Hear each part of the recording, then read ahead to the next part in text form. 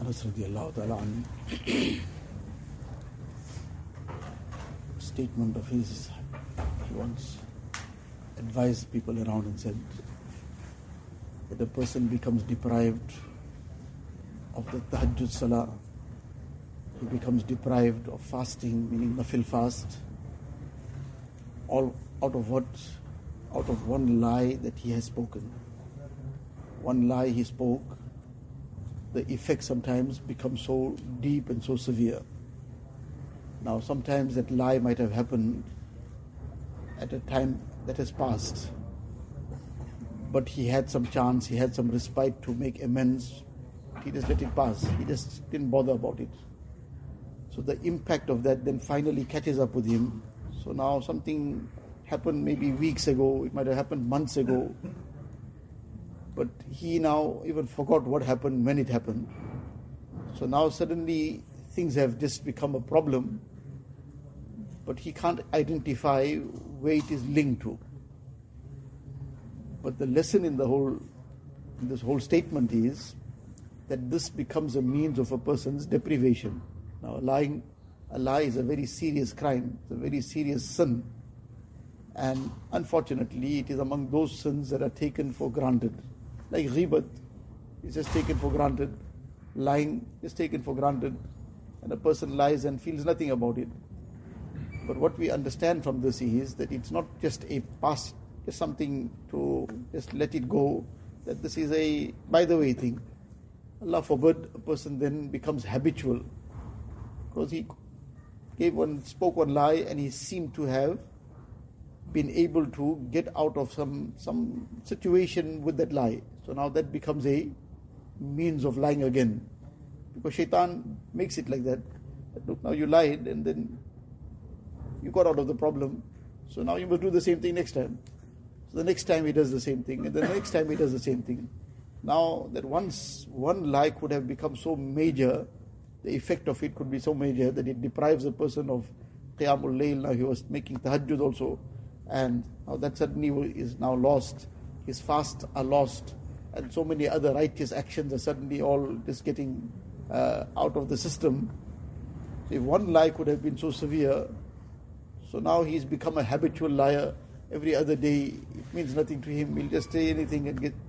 So in time when it catches up, Allah forbid, so now there's dozens of lies, what's going to be the impact of it?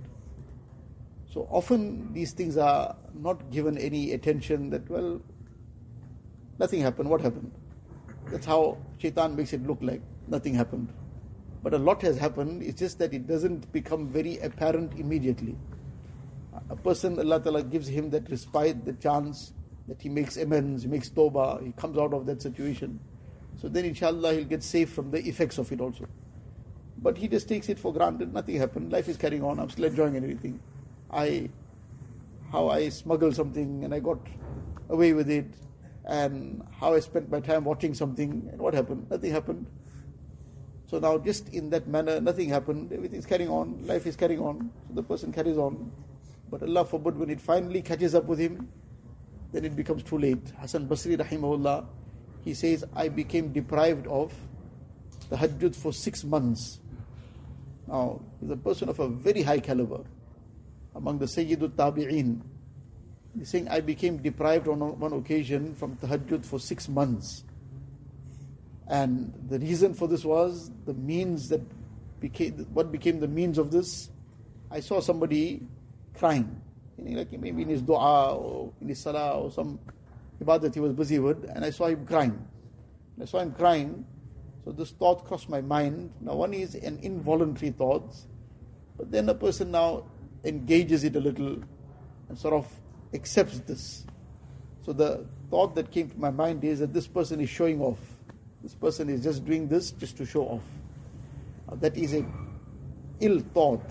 It's having suspicions about somebody, it's having ill thoughts about somebody. That ill thought, inna ba'da dhanni ithm, some ill thoughts, some thoughts are sin. Now, there's a sin to think of somebody in that manner. So that became the result, the reason for getting deprived. Now he was a person of that caliber. This mistake, he says, for 6 months this became the blockage.